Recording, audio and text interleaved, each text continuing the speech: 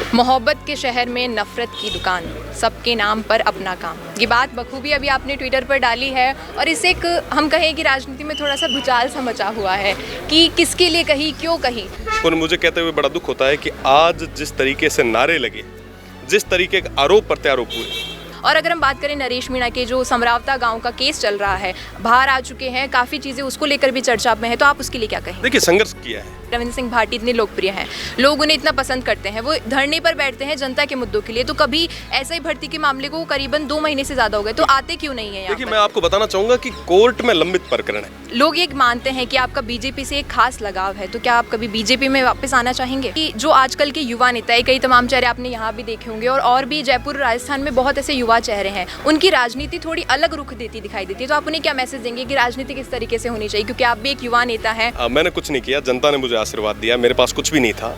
नमस्कार, आप देख रहे हैं द फैक्ट इंडिया। मैं हूं अंकिता सोनी और आज इस वीडियो में हमारे साथ जुड़ेंगे रविंद्र सिंह भाटी। जी हाँ, हाल में जो बासन पीर का मामला गरमाया हुआ है, जिसमें आप देख रहे हैं किस तरीके से रविंद्र सिंह भाटी ने जब जनता से जुड़कर इस बात को समझाया कि ये लड़ाई करने से कुछ नहीं होगा, सब अपने अपने समाज की बहुत इज्जत करते हैं, सब अपने समाज के लिए कोई ऐसी चीज़ होती है तो उससे आहत भी होते हैं, इसलिए ऐसी हरकतें करके किसी को गलत बताना या कुछ उनके साथ गलत करना बहुत ही गलत है। लेकिन इस बात से जो है राजनीति में कई उलटफेर होती रही, जिस तरीके से हरीश चौधरी ने बयान दिया रविंद्र सिंह भाटी के एक ट्विटर पोस्ट पे। जी हाँ, जो उनका ट्विटर पोस्ट है काफ़ी वायरल हुआ और आज इसी मुद्दे पर हम बातचीत करेंगे रविंद्र सिंह भाटी से, जो हमारे साथ जुड़ेंगे इस वीडियो में।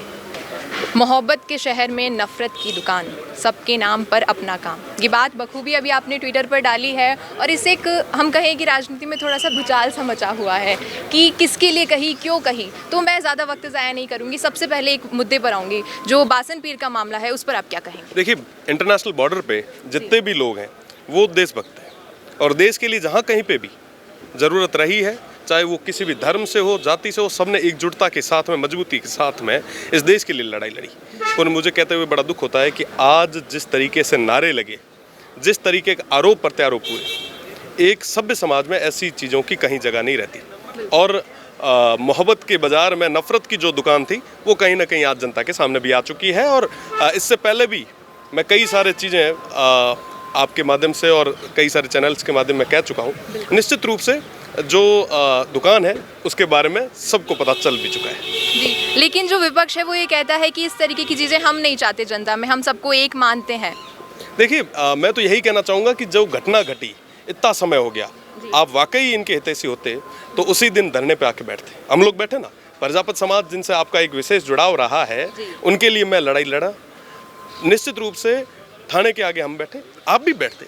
जब घटना घटित हुई उसके बाद में कई लोग आप साथ में बैठ के सब चीज़ों पर सुलह भी हो चुकी, उसके बाद में आप आते हैं, तो कहीं ना कहीं ये जनता को समझ आ ही रहा है। जी, आप धरनों पर रहते हैं, आप बहुत लोकप्रिय हैं, युवा हैं, लेकिन जो अभी जयपुर में एसआई भर्ती का मामला चल रहा है, उसको लेकर जो कुछ लोग उससे एसआई भर्ती के मामले से जुड़े हुए हैं, वो ये बार बार प्रश्न करते हैं कि रविंद्र सिंह भाटी इतने लोकप्रिय हैं, लोग उन्हें इतना पसंद करते हैं, वो धरने पर बैठते हैं जनता के मुद्दों के लिए, तो कभी एसआई भर्ती के मामले को करीबन 2 महीने से ज़्यादा हो गए, तो आते क्यों नहीं है? देखिए, मैं आपको बताना चाहूँगा कि कोर्ट में लंबित प्रकरण है, बिल्कुल, है ना। और कोर्ट में जब कोई इश्यू जब लंबित होता है तो उस पर आप चाहे कुछ भी कर लें, कोर्ट अपना डिसीजन नहीं बदल सकता। हमें न्यायपालिका पे भरोसा है, जो भी फैसला आएगा वो जनता के हित में आएगा। न्यायपालिका पे पूरे तरीके से भरोसा है। वहीं अगर हम बात करें, अभी लोग ये मानते हैं कि आपका बीजेपी से एक खास लगाव है, तो क्या आप कभी बीजेपी में वापस आना चाहेंगे? देखिए, तमाम चीज़ें भविष्य के गर्भ में मेरा तो जो लगाव है वो जनता के साथ में है, जो जनता आदेश करेगी उस तरीके से चलेंगे। आपकी बोली बड़ी प्यारी है और सबको बहुत अच्छी लगती है, आप अपनी बोली को लेकर हर जगह दिखाई देता है कि आप अपनी बोली नहीं छोड़ते, और जब भी महाराष्ट्र में हुआ उसको लेकर आपने ट्वीट भी किया, तो आप उससे जनता को एक क्या संदेश देंगे कि बोली क्यों ज़रूरी है? देखिए, बोली ज़रूरी है, पर बोली के नाम पे जो महाराष्ट्र में हमारे प्रवासी भाइयों के साथ जो हो रहा है, मैं कड़े शब्दों में निंदा करता हूँ। मैं तमाम लोग जो कहीं ना कहीं अपनी पॉलिटिकल रोटियां सेकने के लिए तमाम जो घटनाएं जो घटित कर रहे हैं, मैं उनको कहना चाहूँगा कि अगर प्रवासी और विशेषकर जो हिंदी भाषी स्टेट्स में, चाहे यूपी के हो, चाहे बिहार के हो, राजस्थान के, तो हमारे अपने है ही, अगर वो सब चीज़ें छोड़ के आ गए तो आप रोड पे आ जाएंगे। आप इन तमाम चीज़ों को प्रैक्टिकली समझें और हमारे प्रवासी भाई जो मजबूती से खून पसीने के बदौलत वहाँ पे खुद को स्थापित करके बैठे हैं, मैं उन सभी के संघर्ष को बहुत बहुत धन्यवाद दूँगा। वहीं अगर हम बात करें कि जो आजकल के युवा नेता है, कई तमाम चेहरे आपने यहाँ भी देखे होंगे और भी जयपुर राजस्थान में बहुत ऐसे युवा चेहरे हैं, उनकी राजनीति थोड़ी अलग रुख देती दिखाई देती है, तो आप उन्हें क्या मैसेज देंगे कि राजनीति किस तरीके से होनी चाहिए, क्योंकि आप भी एक युवा नेता हैं और आपकी जो लोकप्रियता है वो बताती है कि आपने क्या कुछ किया है। मैंने कुछ नहीं किया, जनता ने मुझे आशीर्वाद दिया, मेरे पास कुछ भी नहीं था और साधारण परिवार से आया हूँ। पर मैं उन तमाम मेरे भाइयों से कहना चाहूँगा कि आप धरातल पर रह के काम करें, जनता के बीच में रह के काम करें। देखिए अल्टीमेटली एक हद तक आप तय करते हैं, फिर तय जनता को करना होता है। तो उनके लिए अगर समर्पित होकर काम करेंगे तो निश्चित रूप से ये देवतुल्य लोग आपको सिर पे बिठाएंगे जी। और जो ये पलकों पे बिठाएंगे, बिल्कुल बिल्कुल पलकों पे बिठाएंगे ही, आपको जैसे बिठा रहे हैं उन्हें भी बिठाएंगे। और अगर हम बात करें नरेश मीणा के जो समरावता गांव का केस चल रहा है, बाहर आ चुके हैं, काफ़ी चीज़ें उसको लेकर भी चर्चा में है, तो आप उसके लिए क्या कहेंगे? देखिए संघर्ष किया है ना, संघर्ष बहुत भारी होता है। एक इंडिपेंडेंट व्यक्ति किस तरीके से संघर्ष करता है, मैं तो क्योंकि 3 चुनाव लड़ चुका हूं, तो स्थितियां परिस्थितियां किस तरीके से बनती है मैं बहुत नज़दीक से देख के आया हूं। तो निश्चित रूप से भाई संघर्ष कर रहा है, उनको खूब खूब बधाई जी।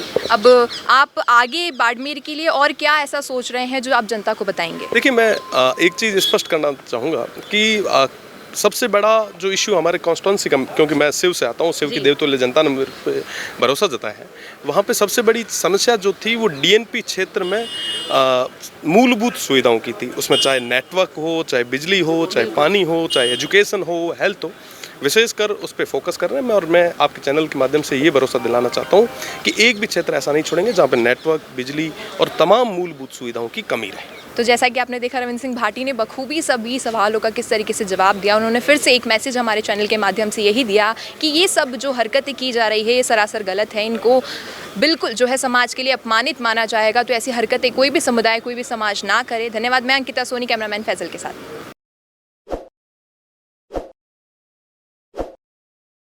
ताज़ा खबरों के लिए विजिट करें द फैक्ट इंडिया की वेबसाइट और डाउनलोड करें द फैक्ट इंडिया ऐप।